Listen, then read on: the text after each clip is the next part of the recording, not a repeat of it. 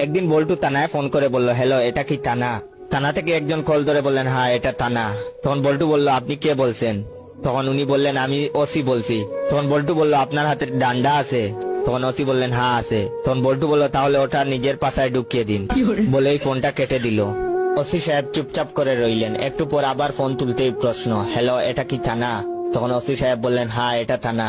তখন বল্টু বলল, আপনি কে বলছেন? ওসি সাহেব বুঝলেন সেই বিচ্ছুটাই। ওসি সাহেব সাবধানে জবাব দিলেন, আমি ওসি বলছি। তখন বল্টু বলল, আপনার হাতে ডান্ডা আছে? তখন ওসি সাহেব বললেন, না নাই। তখন বল্টু বলল, বাহ, একবার বলতেই ঢুকিয়ে নিয়েছেন, সাবাস।